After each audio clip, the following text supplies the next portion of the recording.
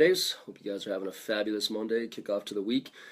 Yeah, mine's fabulous. This weekend kind of sucked. I was battling the flu, so I slept all weekend. But sometimes you need to recharge a little bit, and I think your body tells you to stop. So I think that's what my body was doing this weekend. So I'm getting out of it, which is cool.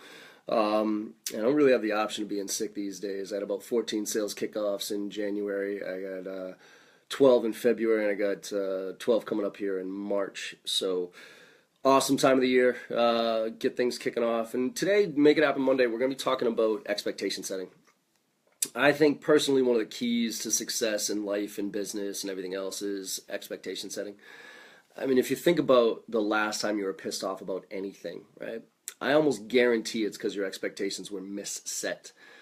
I mean, think about it, right? Say you're coming home, you're driving to the office. It's I don't know, 7:30, 8 o'clock in the morning or whatever it is, and you hit traffic. Well, you expect traffic, so it's not like you're not happy about traffic, but all right, you know what, you expect it. But for instance, I get home, I'm going all this week. I'm speaking at a conference actually this week. It's Rainmaker. Down in Atlanta. If you're not going to this, you should definitely try to get down to Atlanta. This conference is going to be off the hook. I'm going to be talking about some cool stuff there. But needless to say, I'm going to be traveling all week. I get home at around midnight on Friday night, and I live about 10 miles north of the city of Boston. If I hit traffic at midnight coming out of Boston on a Friday night, I am rip-roaring pissed off, right? Why? Because I wasn't expecting traffic. If you think of, why do clients get upset with us, right? Because we misset expectations about what our products and services do. Why do we get upset with clients? Well, because they misset our expectations as far as follow-up, as far as being transparent with us about what their needs are, those type of things. So, like I said, I think a lot of life is about expectation setting. And it also just translates to the way that you are as a sales rep. I'm about one of the most transparent sales reps you'll ever come across in your life.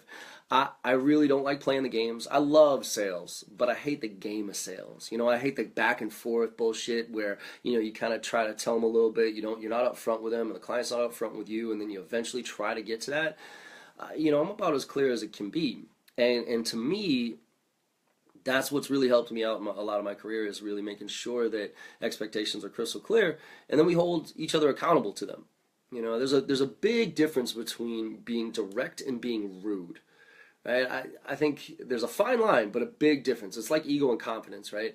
There's a fine line between ego and confidence, but man, is there a difference. And I think the same holds true for expectation, for being direct versus rude. The way that I'm direct versus compared to being rude is just setting accurate expectations up front and then holding people accountable to them. So here's a couple of examples. I talked last time in the Facebook Make It Happen Mondays on one of my favorite nuggets, which is the summary email. Right? Which is, again, just to summarize here, you and I have a conversation. It's not that I'm lying to you. It's just that as soon as we get off this phone, my boss, your client, somebody, your competition comes in and changes my priorities or gets me think of something different. So 2 weeks later, you could be selling to something that's completely irrelevant at this point. So what I do with the summary email, thanks so much for your time today. I appreciate it. There's some next steps and action items here. But before I go ahead and do all that, though, I'm going to briefly summarize what I was able to gain from our conversation and send it over to you in a quick email. Could you do me a favor and email me back to let me know if it's all accurate and if I missed anything? Again, you have to let them know what's coming, right? So now you summarize that, and don't write a book. This is just purely like 4, 5, 6 bullet points. Timeline, priorities, current situation, that type of stuff. Now, I send that to you. Now, you send me back an email that says, yes, John, that's accurate. Now I have something to hold you professionally accountable for what you're telling me. And so now when you flake on me on Friday, so say Friday we're supposed to have a follow-up meeting, and I state that in the summary email. And Friday comes and goes, and lo and behold, you don't show up. Well, now Monday, instead of touching base and checking in, I can send you that email back and say, hey, what's the best way to get 10 minutes back on your calendar so we can reset expectations based on what we both agreed upon here? Right? If you flake on, if you go dark on me, like, hey, can we get back on the calendar here? Because if your priorities and timeline are this, then we should keep talking here. If they're not, that's fine. Let's just get back on the phone here so we can, again, reset expectations based on what we both agreed upon. Now, that's one way of being, again, holding people accountable, being direct versus rude. I think it's rude for you to try to call me out 2 or 3 weeks later based on what we talked about 2 or 3 weeks ago. If it was just a conversation, I think that's rude personally, because I got a terrible memory and I'd have a million conversations a day. But if you have it documented, That's being direct. Here's a couple more examples, nuggets that you can do. Everything I try to do, by the way, is to get you on the phone, okay? I do email, phone, social, like contact strategy, stuff like that, but all of that is to try to get you on the phone. But then once I get you on the phone, I'm going to ask you, hey, what's the best way to communicate with you moving forward here? Is it email, is it text, is it cell, what is it? And then say, email is probably 90% of the time the answer. Say, great, and here's another one you could set expectations with. You say, look, as we go through this process, if you need something from me, I promise you I'll get back to you within 24 hours. Hopefully even sooner, but maybe I'll be locked up for a day or something like that, but I promise you I'll get back to you within 24 hours. What should I expect from you?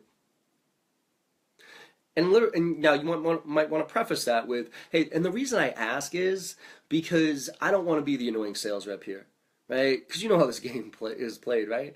So I send you an email, I think you're going to respond, you don't respond to me. And I send you another email, I make a phone call, I send another email, and I stalk the shit out of you. And you're going to avoid, you're going to delete, you're going to avoid, you're going to delete. But the problem is my motivation to put money in my pocket is way stronger than yours is to avoid me. So eventually I'm going to get through, and it's going to be weird. So can we just handle this now and just make sure that we are crystal clear on expectations? Now, I don't go say that to the client, but that's what's going through my head.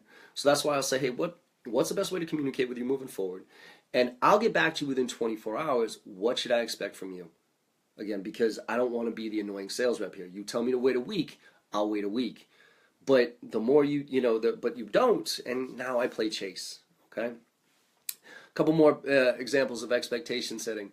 When somebody says they're going to make a decision, say you're going to make a decision on Friday, fantastic. When do you want to talk on Friday so I can get a yes or a no from you either way? And they say Friday afternoon. What time Friday afternoon? Because I want to let you know it's 100% okay to tell me no. All right? That's why I'll actually even ask that earlier on in the sales process. I'll even say, hey, as we go through the sales process together, if it's pretty evident that we're not a good fit for whatever reason, and I'm not seeing it because I got my sales lens on or something like that, are you okay with telling me no? Awkward question, right? But it kind of sounds stupid too, because it's like, well, duh, John, if you're not the right, if you're not the right fit, yeah, absolutely. But I get that out of the way up front because I want to let you know it's 100% okay to tell me no. All right? Yes is the best answer in sales. No is the second best answer in sales. And so I want to let you know it's okay to tell me no. So again, expectation setting. As far as decisions, timelines, who else is involved in this process? This is why all that stuff's important to get out of the way up front when you're qualifying, right?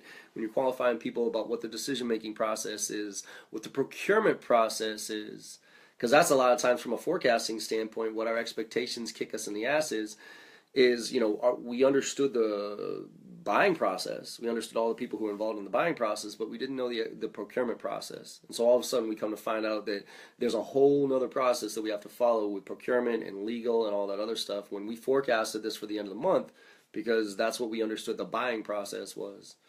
All right. A couple other pieces. And by the way, feel free to ask questions on anything, not just expectation setting, but ask questions on anything that you got. This is supposed to be kind of open forum for people to ask questions. I always like to start off with a topic, though, to get things going. And I know a lot of people watch these things after the fact, but if you're on this right now, use this as an opportunity to ask me whatever you want as it relates to sales. Okay, is it something specific you're dealing with right now, something specific you're dealing with this week, or a meeting that you have coming up with this week? Don't hesitate to ask the questions. All right. But going back to expectation setting, think about your boss, your managers, all that stuff with your forecasts. Our forecasts are usually very inaccurate, mainly because we misset expectations or the client misset expectations with us. And so that's why I think it's so important to be about as transparent as you can get throughout the sales process and try to set that stage up early with the client for that open communication. Letting them know you don't want to be the annoying sales rep, that you're okay with telling them, with people telling you no, all these different things, all right? So think through what you can do this week to set accurate expectations with a client or try to get them to set better expectations with you, okay? Think about the scenarios that you're going, the meetings that you're going to, how you can play, be a little bit more direct with the people that you're working with. And if you have a hard time, by the way, with what's up, Bobby? If you have a hard time with the being direct part, right? Because I'm from Boston, so I'm John Barrows from Boston. It's pretty easy for me to be direct. I actually borderline on the rude side some of the times because of how direct I am. But if that's not your personality, if you have a hard time doing that, practice. And when I say this, practice everywhere you go, right? So I've talked about sales and how it's one of the best professions on the planet because you can literally practice sales everywhere you go. I go to a hotel and I ask for the upgrade every single time. I go buy my crap at Banana Republic. I ask for the discount every single time. Again, if you pay full price at Macy's, you should be ashamed of yourself. Right? They have a 1-day sale, 365 days a year. All you got to do is roll up to the counter and say, "Hey, you know what? I forgot my coupons. You mind helping me out?" 9 out of 10 of those people will be like, "Yeah, let me get those friends and family discount here." And if they don't, take your crap, get it up, bring it to the next register and say, "You know what? I forgot my coupon." You'll eventually get it. So you can ask for discounts and stuff like that. People don't think you can negotiate for stuff here in the States. You can negotiate for almost anything. You just got to have the willingness to ask. And the beauty is, what's the harm, right? Especially when you're doing it for like a hotel upgrade or a discount on something like that. I mean, the worst case scenario is they say no. So you practice in the real world, but then you also practice on your accounts. And this is why I always tier out my accounts. I got my tier 1s, tier 2s, and tier 3s. Tier 1s are great, tier 2s are average, tier 3s are crap. And I used to throw away my tier 3s and be like, I don't want to talk to you. But now I love them because those are the ones I use to practice on. Now, as long as you're not saying anything offensive, you can kind of say whatever you want to say to your tier 3s, all right? So you want to be direct as far as that tier 3, it's kind of a crappy account. That's the ones you practice on, all right? So let's take a look at a couple of questions here. This one's from Bobby. What's up, man? It says, my calls usually end with the next step for the prospect to take, and I reiterate that in my summary email, it's usually share with their boss. Too often the next steps is changed by them for some generic reason. My go-to rebuttal has been to bring up all the positive impact GH would bring to them, as we discussed in the demos, and negative implications of not having it. But do you have any good one-liners or nuggets to hold them accountable to what they said they were going to do? It's a tough one, man, because there's only so much you can do. I think the key factor in that summary email is, and the holding them accountable, is the timeline and the priorities, right? If timeline and priorities, that's why through my qualification process, I really dig for those. It's like, what's the timeline? Because closing, right? Like, I got to figure out what that compelling event is, why they need this by this date. And that's why I ask questions like, hey, what if you don't make this decision? What does that look like? What happens if you miss that timeline, to understand how critical it is? Because if I don't really have that, I'm going to be in some trouble, and priorities are going to change or whatever. And also, on the priority side, if I can't really figure out what the top line priorities are and how this aligns, it's going to be hard for me to push. Again, the biggest challenge with closing is we close on our timeline, not theirs. And so, I don't know, Bobby. I think I don't know if I have a one-liner, but I think it's what's changed. Hey, and a key here is, hey, can we get 10 minutes back, 5 minutes back on the counter? Again, quantify what you're asking for from them. Don't look like it's going to be this big, long, whatever. But say, look, I totally understand. Priorities always change. Can I get about 5 minutes back on your counter so I can understand what's changed from a priority standpoint and what we need to do? Because I'm guessing here, and you correct me if I'm wrong, is most of this is done over email, right? So you send that summary email, they fire you back. And they say, yeah, sorry, we got to push this or for whatever reason. What I really want to try to do is get them back on the phone so I can have this conversation with them. Because then, the one-liners will come if I've done it, if I can really understand what the true situation is. So, maybe I'll go back to, if you're looking for really one-liner stuff, I go back to layering questions. Could you explain to me how, or could you clarify for me, or could you give me an example of those type of things, like where as it relates to what they're trying to accomplish? And I want to bring out, I know who you guys are and I know what you do. I don't talk about customers on this, but from standpoint of what you're trying to bring to the table for them. Hey, could you explain to me, what other options are you looking at right now? One of the big things, actually, take a step back. One of the big things I would recommend is you understand is what other initiatives are they working on right now, and where does this one fall on the priority list? Right, because a lot of us get all happy ears around this initiative, and they say, "Oh yeah, this is yeah, we definitely have to do this," but we don't understand the other initiatives that that company or that individual is working on, and where ours falls on the priority list. So again, I don't know if I have any great one-liners for you, man. Other than why. I mean, that's probably the best question out there is why, but it really only comes through on calls, right? The easiest way to get that thing going is calls, is when somebody has that conversation. The hard way is just to go back and forth over email. So one thing I might suggest is to, when somebody sends you that email, literally call, like if you get that, call them right away. And just, hey, you know what? I just wanted to see if I could catch you. Look, I totally understand priorities changed, all that other stuff. Could you help me understand why? Because again, I don't want to be the annoying sales rep here, but you had said earlier that your priorities are this and your timeline is this. I just want to make sure that I'm following through the right way, right? And again, if their priorities really have changed, then we gotta shift it, right? We have to respect that. We just got to make sure that they're looking at things, they're making their decisions with all the right information, all right? So again, not a one-liner, it's just more of a succession of things that you do throughout. Understand, try to get to power. That's always the challenge with this stuff, man, is that we're dealing with somebody below the power line, and then they have the default of, well, my boss said. It's like, okay, so how do we get there earlier? And then how do we summarize that, hold them accountable, and maybe just set the stage early on. Look, early on, before you even send that summary email, I talk about objection handling. One of the topics I'm going to do one of these Make It Happen Mondays is objection handling. And one of my favorite ones is the preemptive strike, right? If you want to listen to how I learned this one, you can go back and read my blog of the 11 lessons learned from getting drunk in Vegas and accidentally buying a timeshare. But anyways, that one where it's like, the objection's coming, so address it before it even happens. So for an example, in this scenario, hey, Mr. and Mrs. Customer, thanks so much for your time. I really appreciate it. I'm going to briefly summarize what I was able to gain from our conversation today. And I'm going to say, could you email me back to let me know if it's all accurate and if I missed anything? Sure, cool. Hey, and as we go through the sales process, look, I understand priorities change.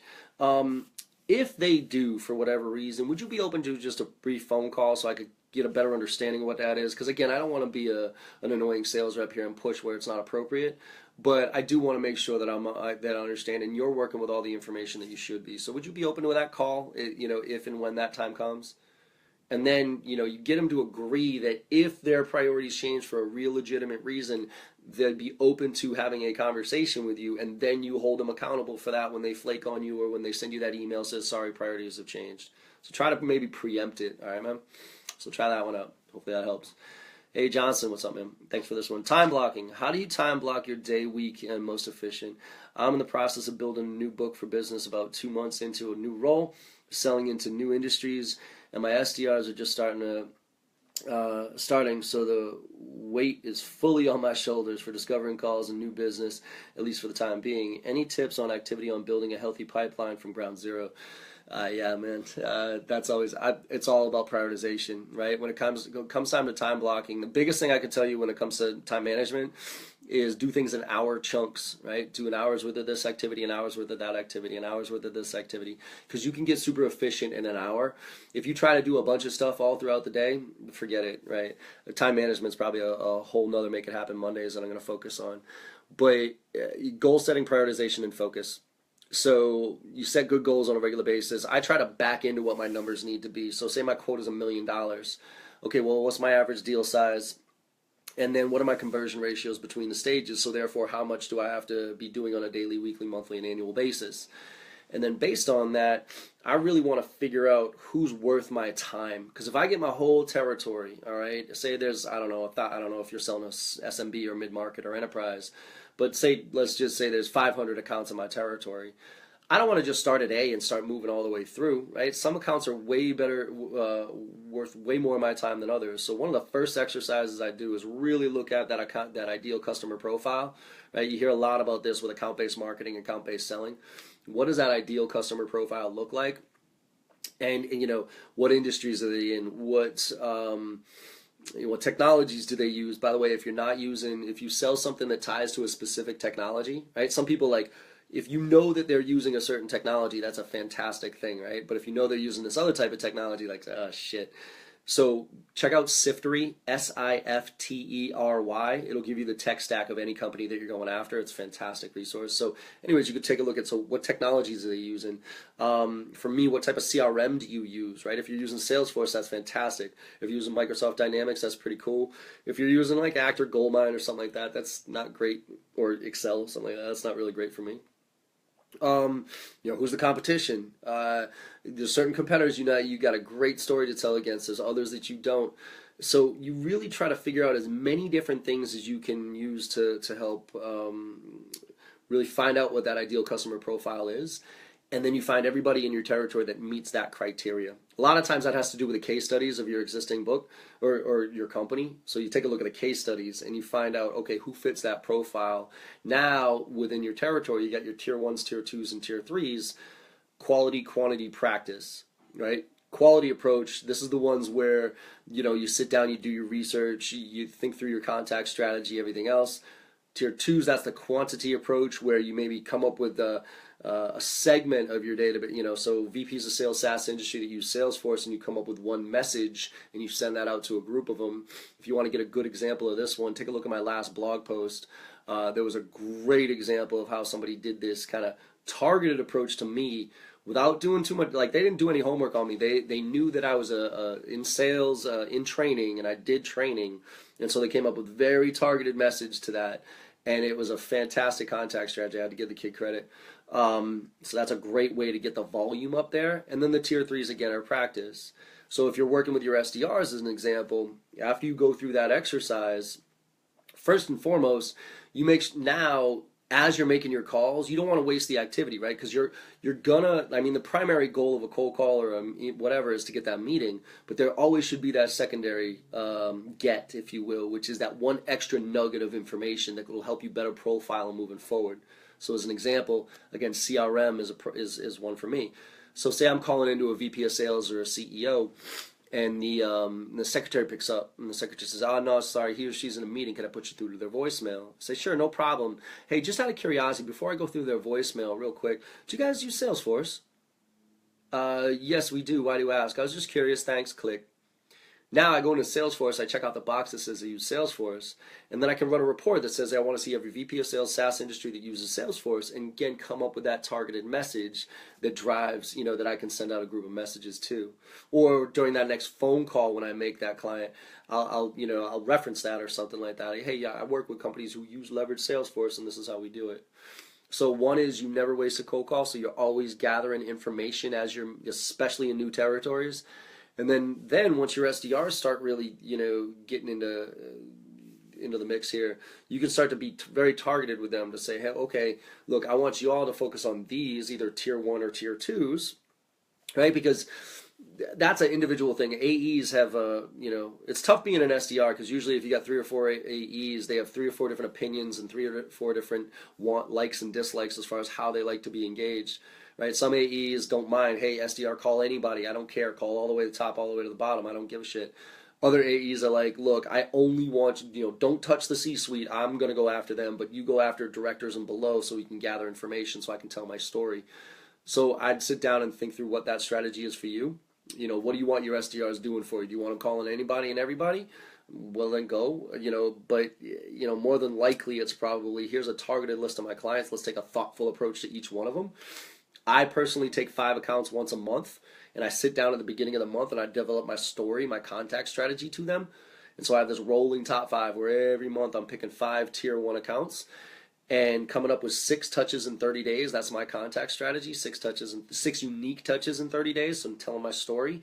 And then I take about 25 tier 1 accounts and I listen to them. Those are the ones I put on all the social listening tools like Owler, Sales Navigator, those type of things. And I drink my coffee every single morning. And I just scan through data feeds and I look for little triggers and things I can make connections to. All right. So hopefully that helps. But it really, I would start if you're coming into a brand new territory, man, figure out what that ideal customer profile is, and then focus your efforts specifically as an AE on those tier ones, and let your, and let your SDRs or BDRs focus on the tier twos and tier threes maybe. Last point I'll make on that is also you can look within the account. So if you're doing enterprise, say you only have 20 or 30 accounts, well, VPs and C levels are the tier ones, directors and managers are the tier twos, and then end users are tier threes. Quality, quantity, practice.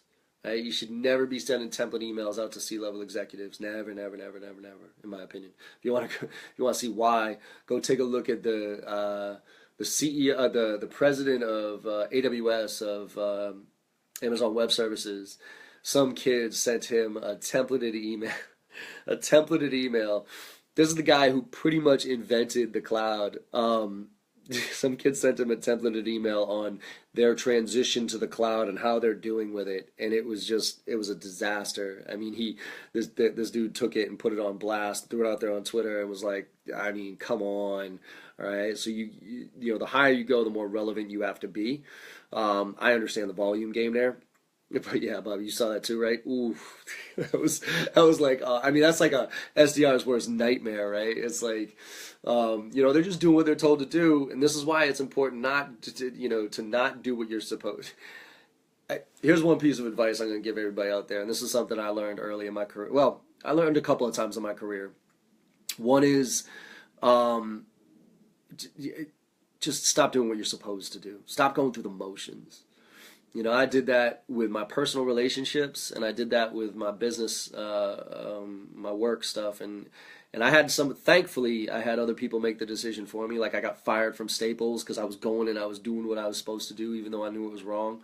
And after they fired me, it was the best thing I could have done. It was the best thing that could have happened to me. Same thing, relationship. I was in a relationship for 7 years. I was engaged, right? Because that's what you're supposed to do, right? You're with somebody for 7 years, so you get engaged, and then you buy a house, and you get, you do your you have a kid and all that shit, and thankfully she dumped me, because I knew it was wrong. I knew 7 years into this wasn't right, but I was doing what I was supposed to do. Same thing with a lot of you out there cranking those template emails and stuff like that. Like that's what you think you were supposed to do. Do something different. Stand out.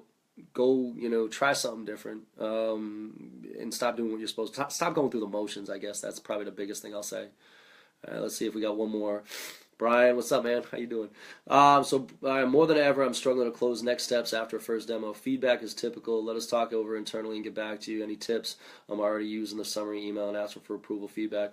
So I'll finish up with this one. I think, Brian, this is the one I'm gonna go to demos, man. I fucking hate demos.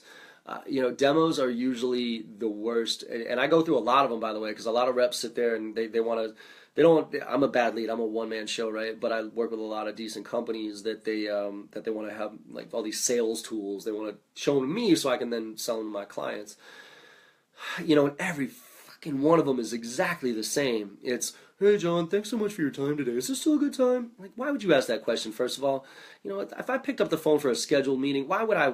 Actually, you know what? I gotta go to the bathroom right now. Why don't we reschedule this? So they'll go, oh, is this still a good time? Okay. I got about a 30-minute demo here that I'd like to go through, and if you have any questions, let me know, okay?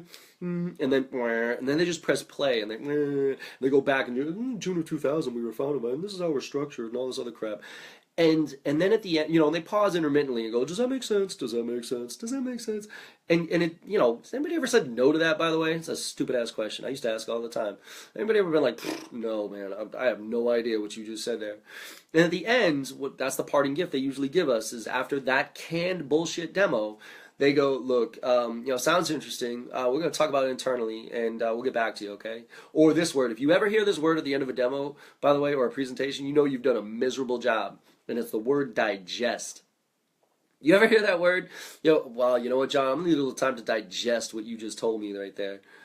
If you ever hear that word, stop and apologize to the person that you just wasted their time, because it is our job to help them digest the information.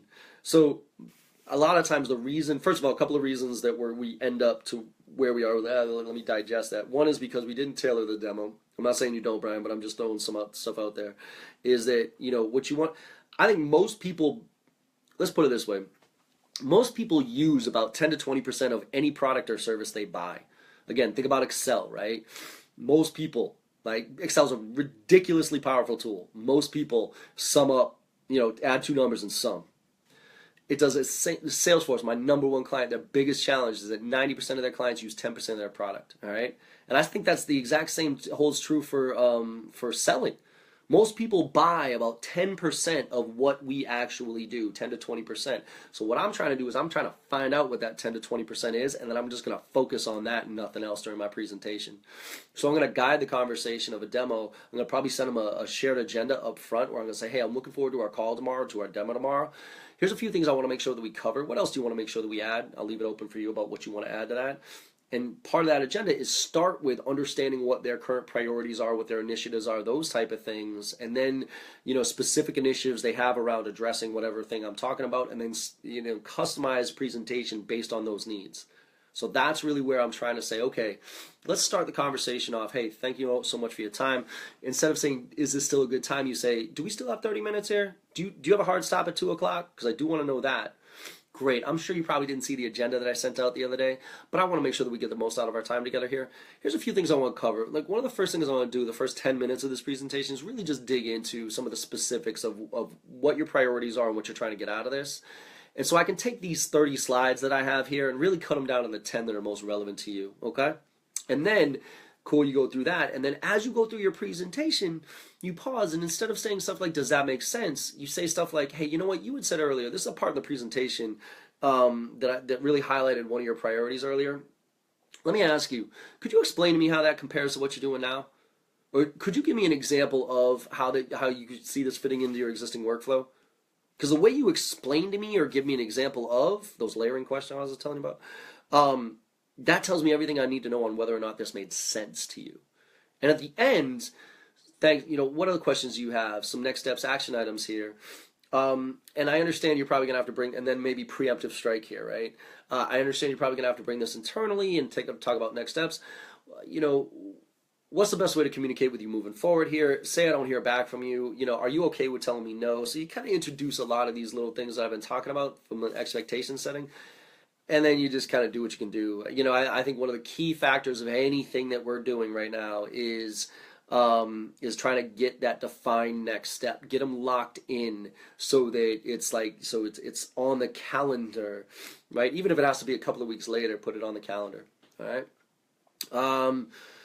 So I think that should be it. I think one more thing on Brian, right? Or send us the deck or send us pricing. Yeah, the send us pricing. I mean, I think that's a lot. Those are indicative, Brian, of non-power line people, or below the power line people who are just like, yeah, well, why don't you just send me the deck so I can present this internally, or why don't you just send me the pricing type of thing. So I think it's great. You just get something in return for it. Define next step, decision-making process, something. We can go through what we'll do on one of these Make It Happen Mondays, and I think, Brian, you're pretty familiar with the scorecard. I would just think through of what are all the other things that you can get and ask for that seem to make sense when you give that stuff away, because there's only so much you can do, right? But I think if you put those pieces together, kind of set the expectations up front, clarify the priorities, focus on them through the demo, clarify expectation setting moving forward with communication skills, and let them know it's okay if you tell them no, and preemptive strike a couple of things, you might be all right. At least something in there might get one or two of those to move in the right direction for you. All right. All right, everybody. Well, we're up on the half hour here, so hopefully this was valuable to you.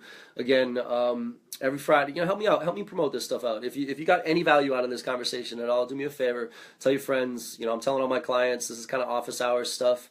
So every Monday, 12:30. Next week I'll be doing this from Texas, so I'll be doing a hotel room. And this week, if you get a chance to check out Rainmaker down in Atlanta, I'd highly recommend going to it. It's going to be a fun time. I'm going to be down there. Actually, it's going to be a bar crawl on Thursday night that we're hosting. I'm going to be renting out a bar, and everybody come over there and just do, meet and greet stuff. So come down and check us out in Atlanta, and make it a great week, all right? Make it happen. Cheers.